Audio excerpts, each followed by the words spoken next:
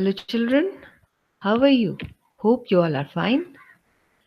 Um, Previously, I have already sent you three audios of chapter one, two, and four. Now, I will be sending you the third chapter, my financial career. Now, you see, this story is a first-person account of a situation where the narrator deposits money into a bank and withdraws all of it immediately. It is a humorous narration of how the narrator hates going to bank, but he is forced to go as he has to deposit some money because he had got a raise. He intended to first deposit his $56 and then withdraw $6 for immediate use. However, instead of withdrawing $6 to spend, he makes a check of the entire $56 that he had deposited. Though he made a mistake, he goes ahead and takes all the money as he does not want the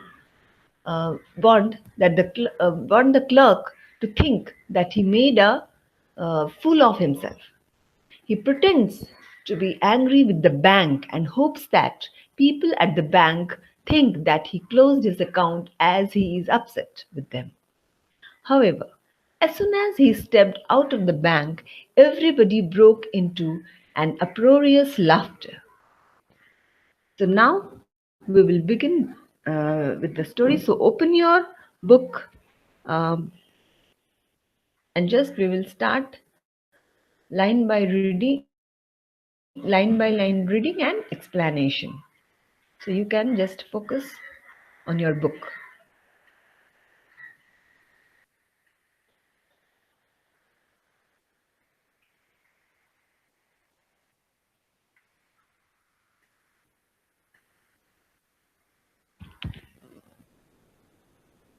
Let us start the chapter.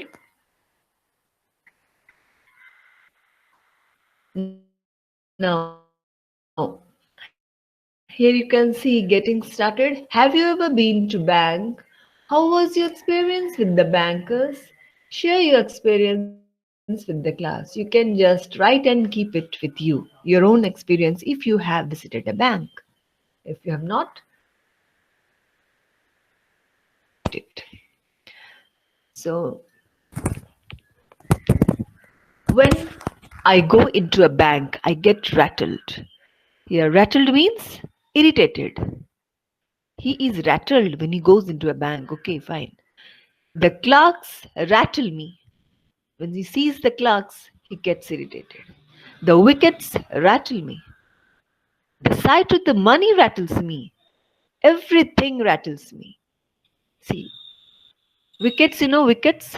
Here you have seen in our school counter when you take money and give money to sister and um, this madam, then that time you are doing this work through a small window that is called as wicket. The moment I cross the threshold of a bank, I am a hesitating J. See here. Threshold means the entrance floor of a bank. So when he um, goes to a bank, he is a hesitating J. Means um, he pauses due to some uncertainty. If I attempt to transact business, I become an irresponsible idiot. So when he starts transacting the business of giving and taking or withdrawing or depositing money, then he behaves like an idiot. Maybe due to that irritation or maybe due to some kind of nervousness. I knew this beforehand. Means this nervousness or irritation will come and he is going to do some mistake. He knew it beforehand. But my salary had been raised due to $50 a month, and I felt that the bank was the only place for it. So I shambled in and looked timidly around at the clerks. I had an idea that a person about to open an account must consult the manager. So he walked slowly and looked very timidly, means in a cowardly manner, not brave. He looks timidly around at the clerks. He's very he's very afraid and he's looking here and there to the clerks. And he had an idea that when we open any account, then we have to consult the manager. I went to a wicket marked accountant. So he went to the wicket means where it is marked accountant. The account, sorry,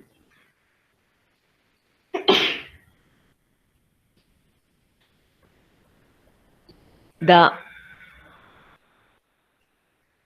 where was I? The accountant was a tall, cool devil. The very sight of him rattled me. My voice was sepulchral. Can I see the manager? I said, and added solemnly, alone. Now, he went to the wicket where it was written accountant. There, he said that accountant was a tall, cool devil. So, according to him, he was very tall and cool devil. And when he saw this accountant, he was irritated. And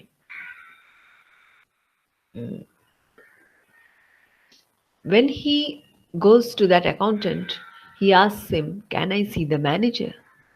I said, and added solemnly, alone. Means he said that, can I see the manager alone? He doesn't know why he added an alone. I don't know why I said alone. Certainly, said the accountant and fetched him. So, yes, so accountant said certainly and then he searched. The manager was a grave, calm man.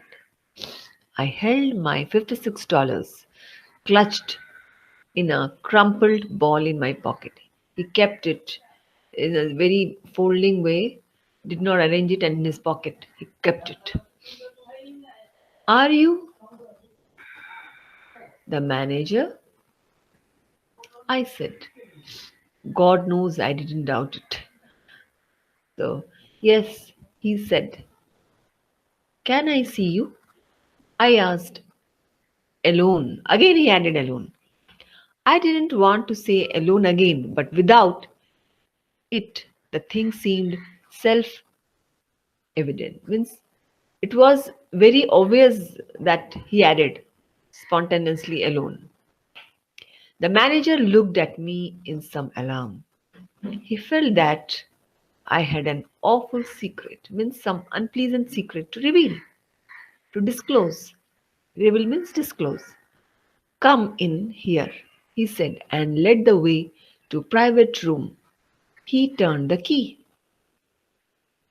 We are safe from interruption here, he said. Sit down. He's telling that manager is saying we are safe from any kind of interruption or nobody is going to interfere here. So he asked him to sit down. We both sat down and looked at one another. I found no voice to speak. You are one of Pinkerton's men, I presume, he said. He supposed that as he added alone and very suspicious he looked. So the manager is asking, I think you are one of the men of Pinkerton. Pinkerton was a private detective. He had gathered from my mysterious manner.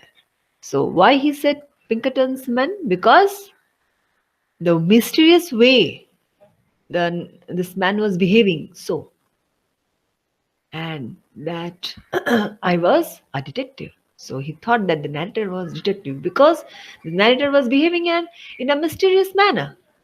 I knew what he was thinking and it made me worse. And now this narrator is assuming or he is understanding what this man is thinking and this kept him being nervous.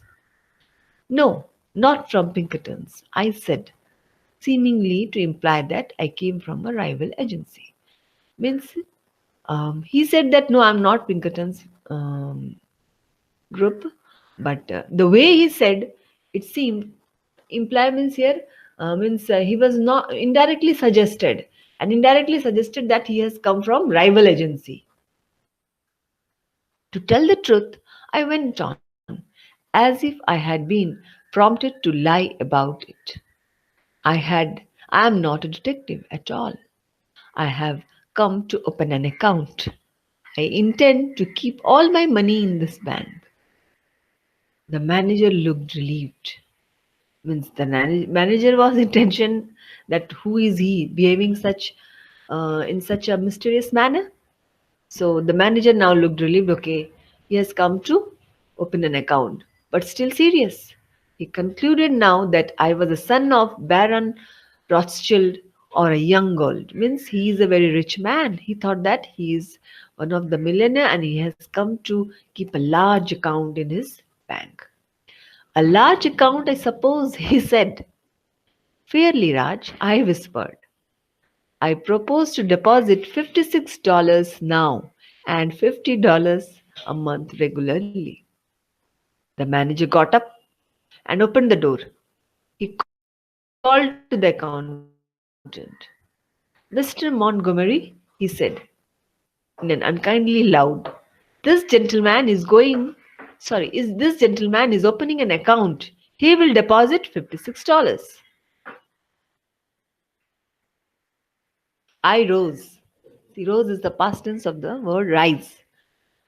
A big iron door stood up open at the side of the room. Good morning, I said, and stepped into the safe. You can see the picture in your book. Come out, said the manager coldly and showed me the other way. I went to the accountant's wicket and poked the ball of money at him with a quick, convulsive movement. Now, this man, very quickly, he pushed his ball of money into that wicket. I were doing a conjuring trick. Now, my face was ghastly pale, means deadly pale. He was very nervous. Here, I said, deposit it. The tone of the word seemed to mean, let us do this painful thing while the fit is on us. See, means when he is giving the money, a kind of feeling, a person when anybody looks at his face, then it seems as if he's doing the painful work and he's showing a kind of strong feeling. He took the money and gave it to another clerk. He made me write the sum on a slip and sign my name in a book. I no longer knew what I was doing. The bank swam before my eyes. Is it deposited? I asked in a hollow, vibrating voice. Vibrating means thrilling voice. It is, said the accountant. Then I want to draw a check. My idea was to draw out $6 of it. Now already he has given entire money. He had to give only $50. He gave $56. Now again he wants to take out money. $6 he wanted to take out. So he's telling, again I want to draw a check. My idea was to draw out $6 of it for present use. Someone gave me a checkbook through a wicket, and someone else began telling me how to write it out. The people in the bank had the impression that I was an invalid millionaire. I wrote something on the check and thrust in it at the clerk. He looked at it. Now, he wrote something and then pushed it to the clerk. The clerk looked at what he has written, looked at the check. What? Are you drawing it all are you drawing it all out again? He said in surprise. Then I realized that I had written 56 instead of 6. I was too far gone to reason now. I had a feeling that it was impossible to explain the thing. All the clerks had stopped writing to look at me, reckless with misery. Means here misery? Great unhappiness. I made a plunge. He made a sudden movement.